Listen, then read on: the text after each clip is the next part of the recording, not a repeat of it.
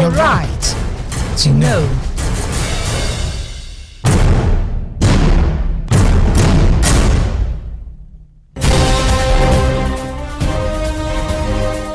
It's 6 o'clock. Good evening. Here's the news at 6 on Impact Business Radio, Ibr92.5 FM. First to the headlines.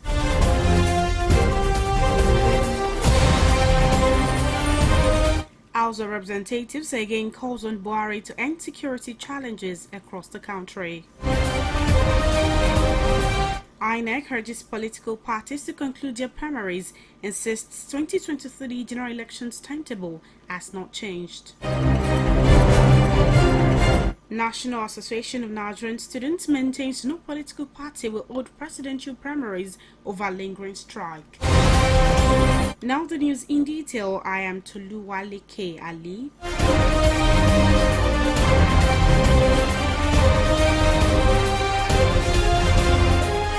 The House of Representatives has again called on President Muhammadu Buhari to end the current security challenges across the country. Moving the motion at plenary, the Deputy Speaker of the House, Ahmed Wase, tasked the President to act like the Commander-in-Chief of the Armed Forces and protect lives and property. Ahmed also noted that replacing the former service chiefs has yielded no results. Also speaking, a member of the House, Abdullahi Salame, urged the President to, as a matter of urgency, set up a national task force on national security to address rampant cases of banditry, insurgency and kidnapping. While corroborating the cause, the Speaker of the House, Femi Gbajabiamila, noted that the Constitution does not empower the House to legislate on military operations, especially the proposed creation of a security task force. In the meantime, the House of Representatives has passed 4 executive bills seeking to tackle corruption and terrorism. The bills are Terrorism Prohibition and Prevention Act, Money Laundering Prohibition Act, Witness Protection and Management Bill, and Public Interest Disclosure and Protection Bill 2022.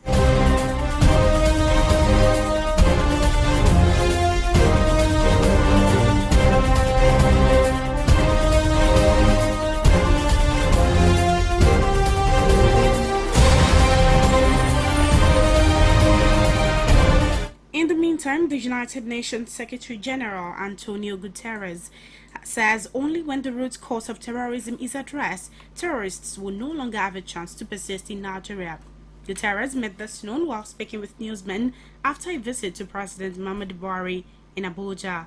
He explained further that terrorism can be defeated when the people are able to defend themselves and there is trust in the region.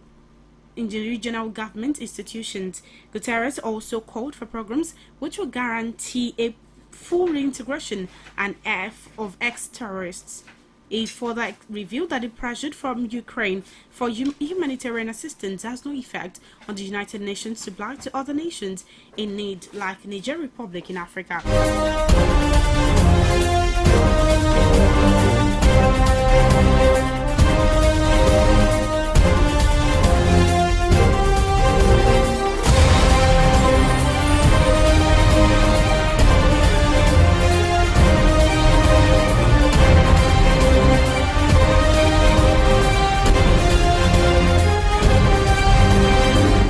The Pan-Yoruba socio-political organization Afenifere has called on President Muhammadu Buhari to match his words with action in regards to various indices of governance, particularly security.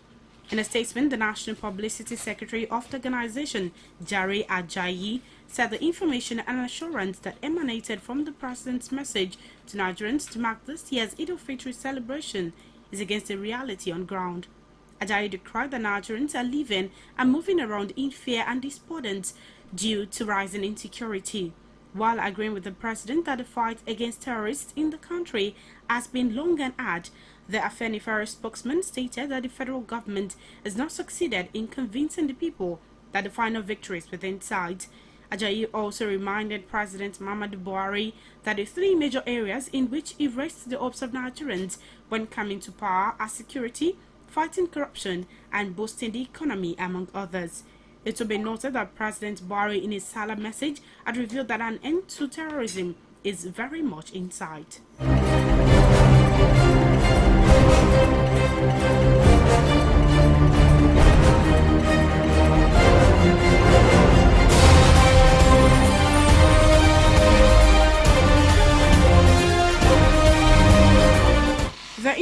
Government National Electoral Commission (INEC) has urged political parties to conclude their primaries for the emergence of candidates for various elective positions before the 3rd of June.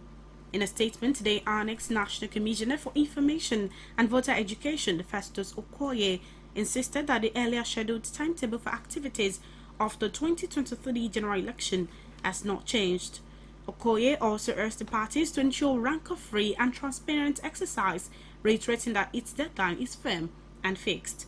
He affirmed that nominations for presidential and National Assembly elections shall be submitted through the INEC web portal from June 10, while governorship and state houses of assembly nominations shall be submitted between 4th and 15th of July. Okoye affirmed that INEC will continue to work with political parties to ensure fidelity to the Constitution, the Electoral Act, and the timelines for all the activities contained in the timetable and schedule of activities for the 2023 general elections.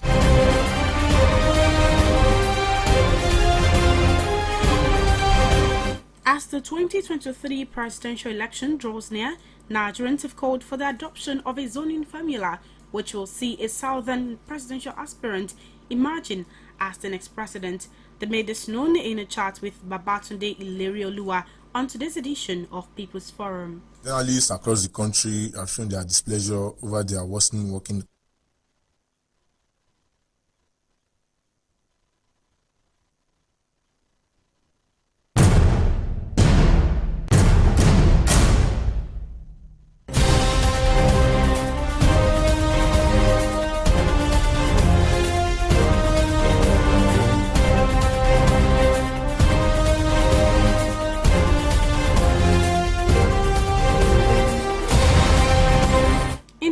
Women in the southwest region have disclosed that they are ready to participate actively in the 2023 election and support a candidate which will end women marginalization in governance. They made this known today during a rally in Akure, Ondo State capital.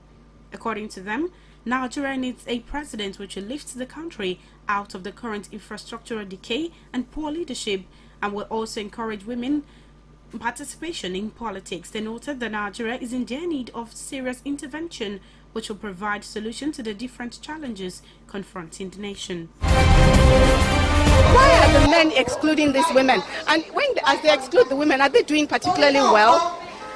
Women have so much to contribute, and this is a man who all his heads of service since he has been in office for 6 years. Nigeria has the possibility, but we cannot rise while we're holding women back. We cannot rise while we're holding young people back. This is an era of negotiation with our men to give us our rights. This is the era that women want to take their destiny by their hands and fight for their rights. The so-called men have failed us. This is an era of women. We are up to the task and we are ready for it. Kale got up and said, no, we want to strip us of our rights. They wouldn't have reversed it. So we need women in politics, and we are happy that there is a presidential candidate that wants to involve women in politics. All I want is somebody who will give women a platform to exhibit all our visions, because we have a lot to do to push this country forward than where it is now.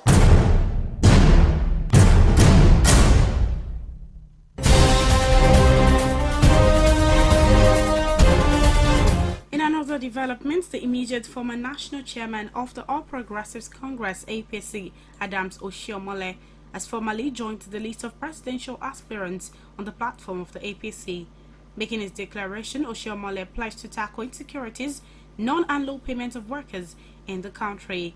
He also called on Nigerians to join hands with him to restore the nation to the path of greatness. We have achieved that first objective, and our president has presided now over several years, but by the rules, he is due to vacate office on May 29, 2023, and someone else must step in. It is on that basis that I want to be that one person who will take over for President Muhammadu Buhari. That way, I believe we will create not just millions of jobs, we will create millions of decent, well-paid jobs.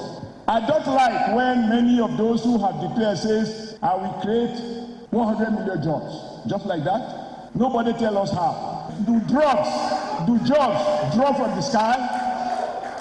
Meanwhile, as they are saying so, before they get home, more people have lost their jobs.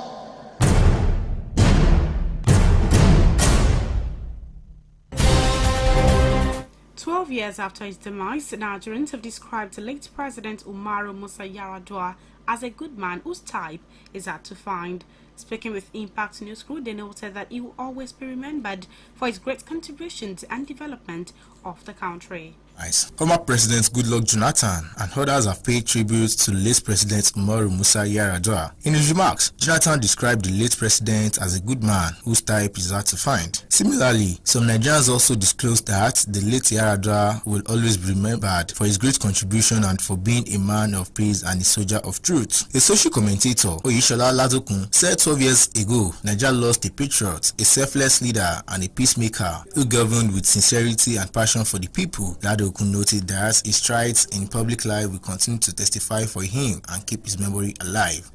He was one of the best in Africa then. He was a friend of the masses. His own administration was what we call scientific management. He was ready to relate with people. He was ready to put succor to those who are suffering. You know what he did with all these bandits in the riverine or Niger Delta area at that time. He knew that it was poverty or things like that that made them to be doing what they were doing, and he pacified them. And those people were not killing people on the street or in their farms. It's only that they were asking for their own benefit because their rivers, the environment have been made inhabitable, and they could not farm there and things like that. And he came to their rescue. I think his governance.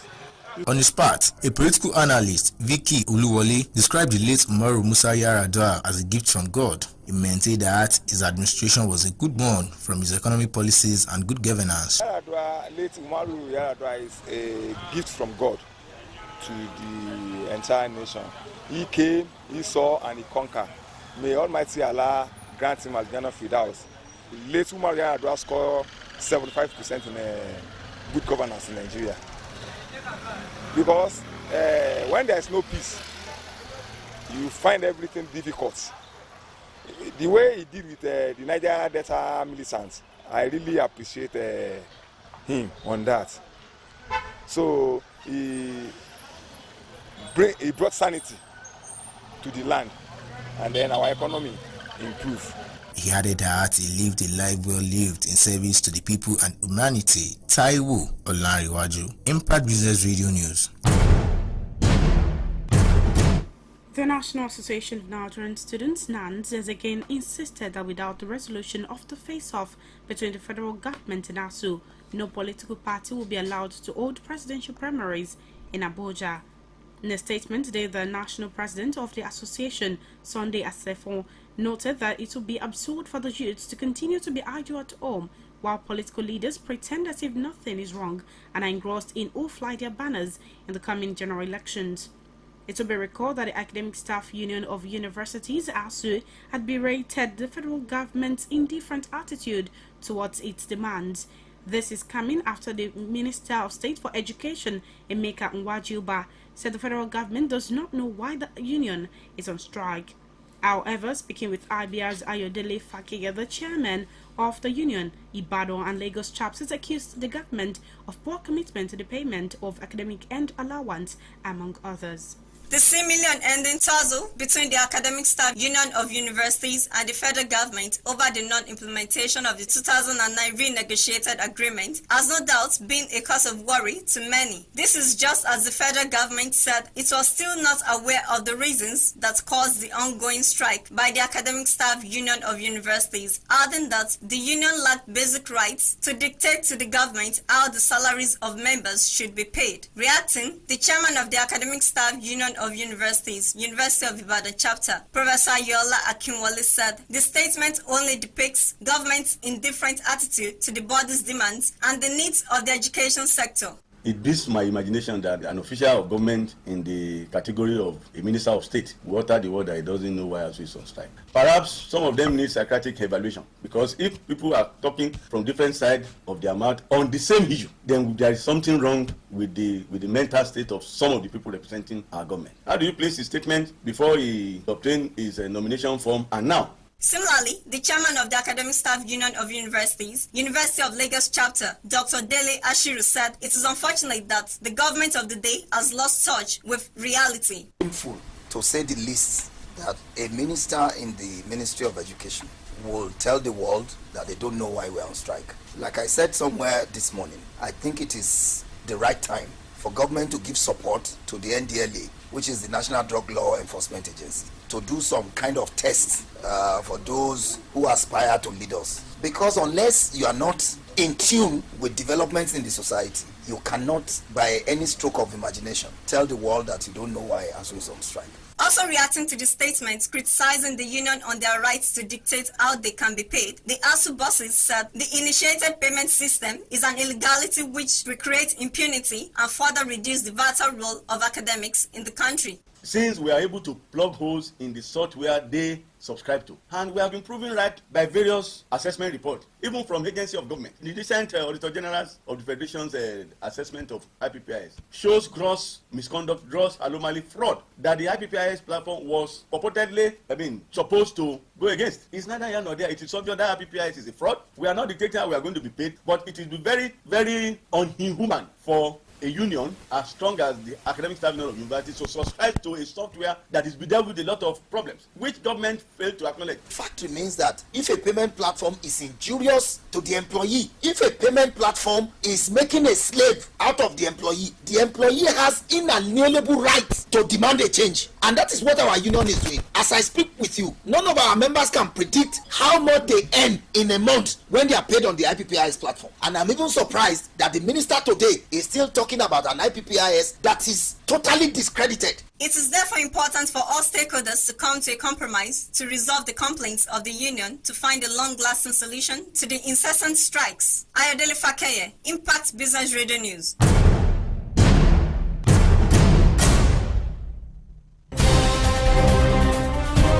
Nigerians have been admonished to maximize the potentials which abound in carrying out the valuation of their assets.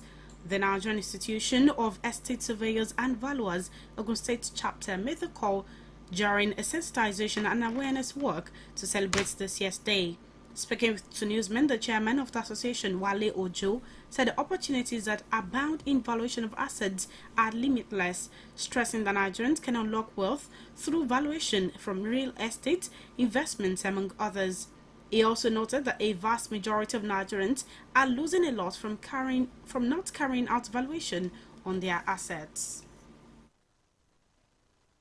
We have set aside this day to sensitize the members of the public, of the benefits that are inherent in carrying out valuation. Take, for instance, you want to take facilities in the bank or for insurance purpose, or even determining, the worth of an asset for mortgages and for your annual account. On the government side, we're talking of property taxes, we're talking of, rateable values, and of course, these are areas where government needs to tap into. Every aspect of our life depends on value. If your life has no value, then it means you are nothing. Whatever you place a value on and whatever you think about value will determine your personality. As such, coming to properties, it enables the members of the public to unlock the potentials in their properties. Assets, both tangible and intangible, they have value. And for you to know the financial worth of that asset of yours is to carry out evaluation. A lot of people are sitting on wealth that they don't even know the financial worth of what they are sitting on.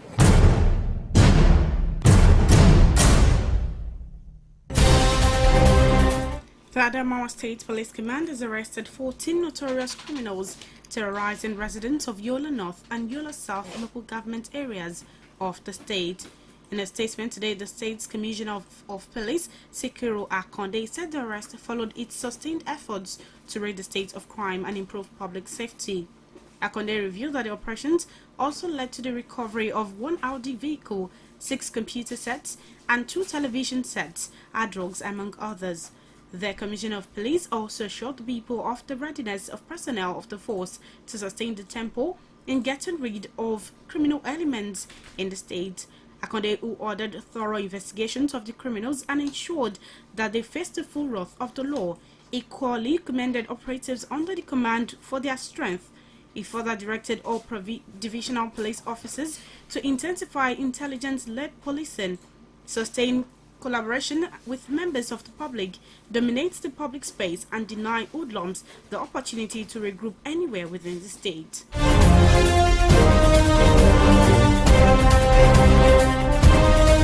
Oluwayemisi Okpeodu is coming up next with business news for today.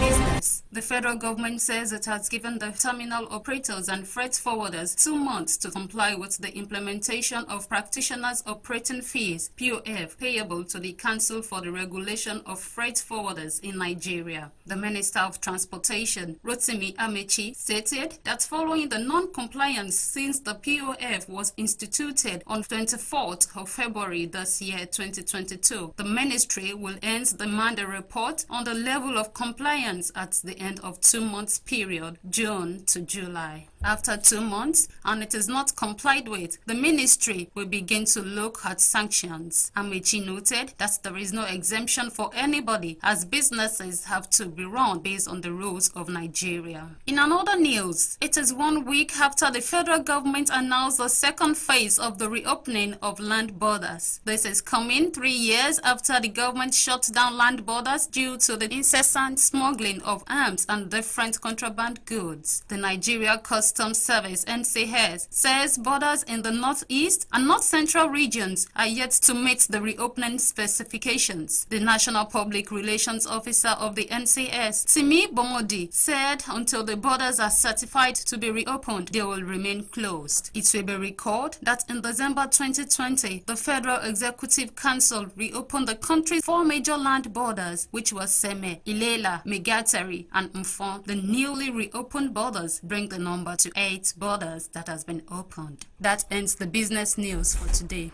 I am Oluwayemisi Okpeodu.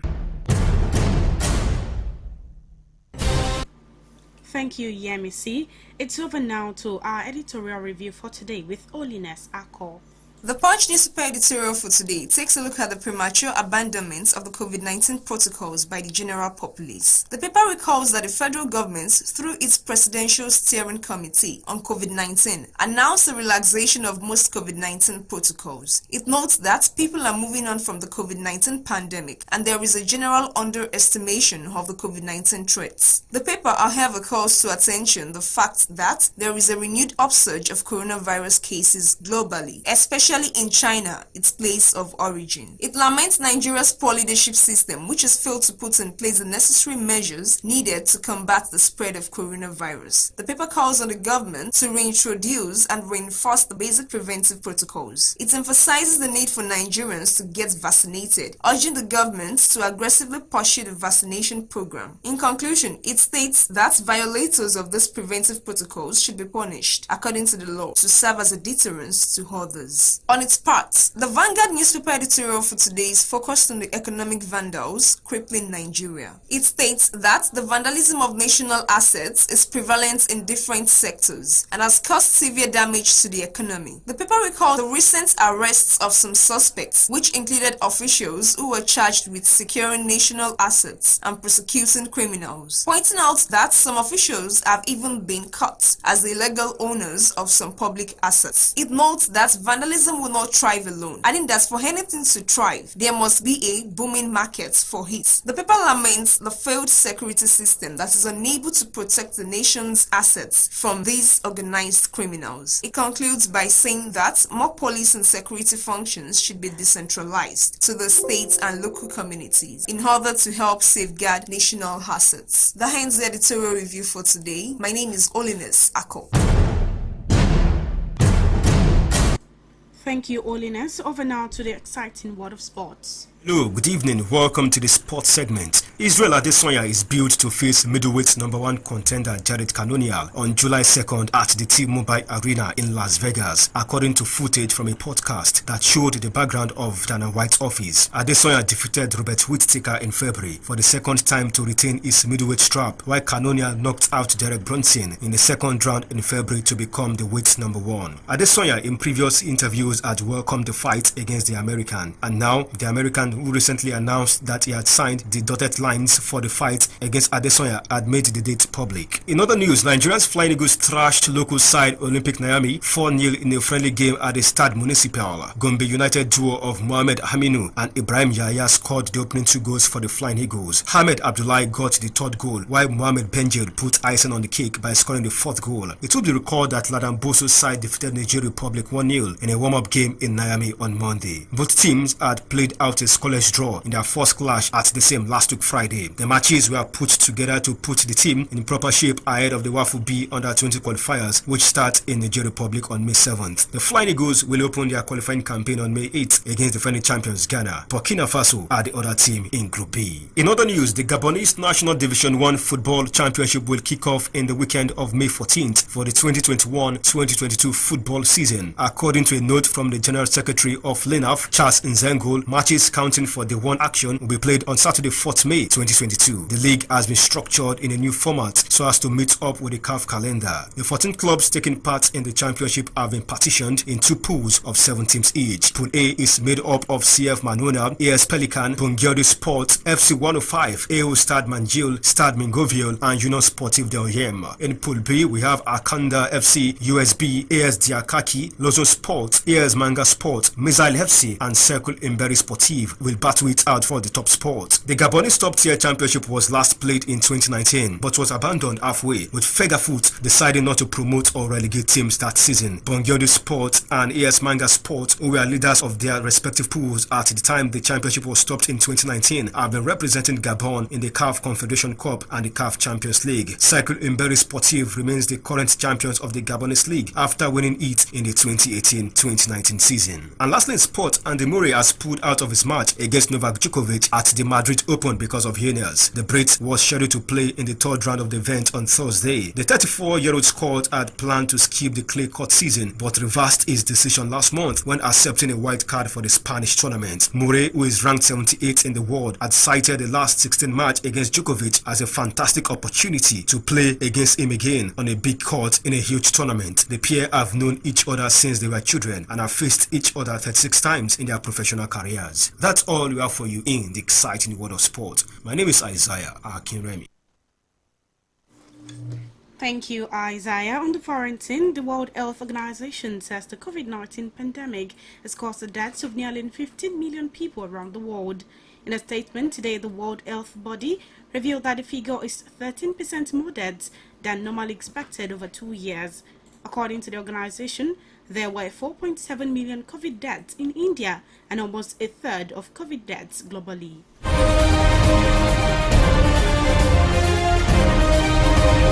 To end the news, another look at the major items. House of Representatives again calls on Buhari to end security challenges across the country. INEC urges political parties to conclude their primaries, insists 2023 general elections timetable has not changed. National Association of Nigerian Students maintains no political party will hold presidential primaries over lingering strike. For comments, breaking news, happenings around your area and suggestions, send your report to newsroom at Ibr92.5FM.com. Like us on Facebook and on Twitter at Ibr92.5FM Ibadan, or stream us live on www.ibr925fm.com. The news was produced and edited by Mary Ojo. I am Toluwale K. Ali, good evening and thanks for listening. News, analysis, reports, and commentaries on the hour.